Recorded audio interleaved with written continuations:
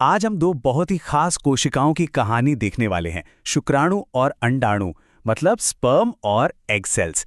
इनके बनने के पीछे की जो बायोलॉजिकल कहानी है ना, वो वाकई कमाल की है। तो चलिए शुरू करते हैं। तो ठीक है, देखते हैं कि आज हम क्या क्या समझने वाले हैं। सबसे पहले हम उस बुनियादी चुनौती की बात करेंगे जिसे हल करना जरूरी है। फिर हम स्पर्म की कहानी को फॉलो करेंगे, उसके बाद एग की कहानी को, फिर दोनों को आमने सामने रखकर देखेंगे और आखिर में ये समझेंगे कि कैसे इनकी बनावट इनके काम के लिए एकदम परफेक्ट है। तो सबसे पहले बुनियादी बात, यौन प्रजनन यानी सेक्सुअल रिप्रोडक्शन को एक बहुत ही फंडामेंटल प्रॉब्लम सॉल्व करनी होती है। देखिए, अपने शरीर की जो नॉर्मल कोशिकाएं हैं वो होती हैं डिप्लॉइड, मतलब उनमें क्रोमोसोम्स का पूरा सेट होता है। पर जो गैमीट्स हैं यानी स्पर्म और एग, उन्हें हैप्लॉइड होना पड़ता है, यानी उनमें सिर्फ आधा सेट होना चाहिए। अब सवाल यह है कि ये होता कैसे है।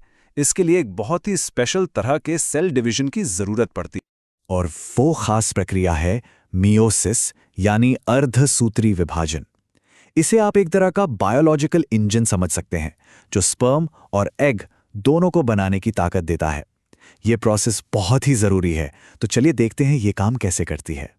चलिए अब अपनी पहली कहानी पर चलते हैं, स्पर्म का प्रोडक्शन। और ये एक ऐसी प्रक्रिया है ना जो अपने विशाल पैमाने और तेज रफ्तार के लिए जानी जाती है। एग की कहानी से बिल्कुल अलग, स्पर्म की यात्रा प्यूबर्टी से पहले शुरू नहीं होती, लेकिन एक बार जब ये शुरू हो जाती है ना, तो बस चलती ही रहती है बिना रुके, एक नॉन स्टॉप प्रोडक्शन लाइन की तरह। सोचिए जरा।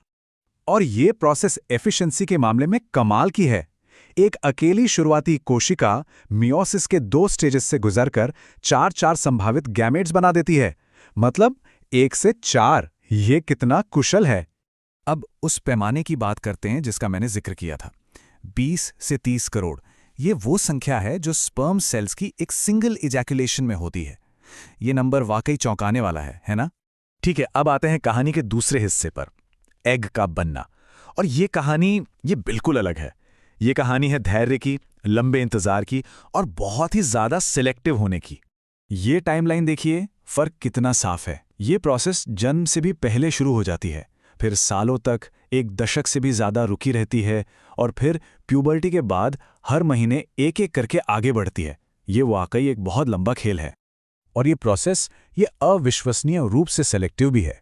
सोचिए, जन्म से पहले जहां लाखों की संख्या में संभावित एग्स होते हैं, जन्म के समय तक वो सिर्फ कुछ लाख रह जाते हैं, और प्यूबर्टी आते आते तो बस हजारों में।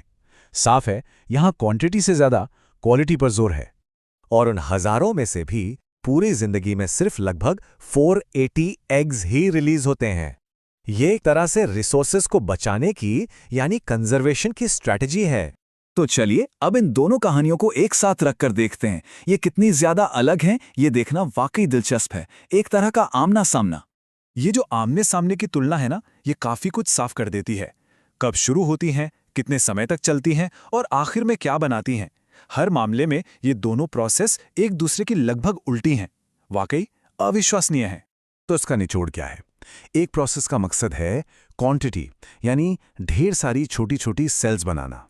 वहीं दूसरी प्रोसेस का मकसद है क्वालिटी, जो अपने सारे रिसोर्सेज एक बड़ी न्यूट्रिएंट से भरी सेल बनाने में लगा देती है। क्वांटिटी वर्सेस क्वालिटी, बिल्कुल।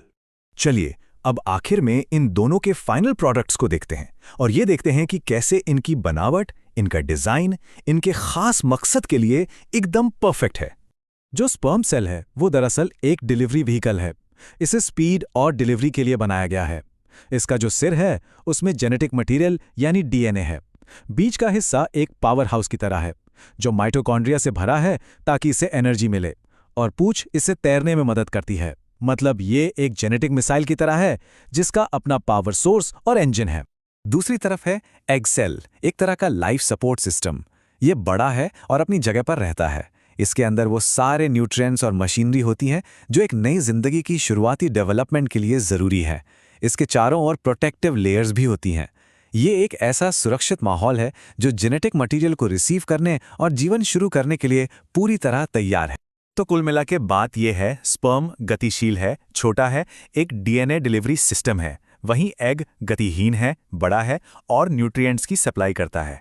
मतलब दो सेल्स जो बनी तो एक ही फंडामेंटल प्रोसेस से हैं, लेकिन उन्हें बिल्कुल अलग अलग पर एक दूसरे को पूरा करने वाले रोल्स के लिए डिजाइन किया गया है। एक परफेक्ट पार्टनरशिप। और ये जो स्ट्रैटेजी में इतना बड़ा फर्क है, ये हमें एक बहुत ही दिलचस्प सवाल पर लाके छोड़ देता है। एक तरफ भारी संख्या पर दाव है, तो दूसरी तरफ एक ही हाई इन्वेस्टमेंट मौके पर। ये बात हमें रिप्रोडक्शन को शक्ल देने वाले अलग अलग दबावों के बारे में क्या सिखाती है, और शायद खुद जिंदगी के बारे में भी सोचने वाली बात है।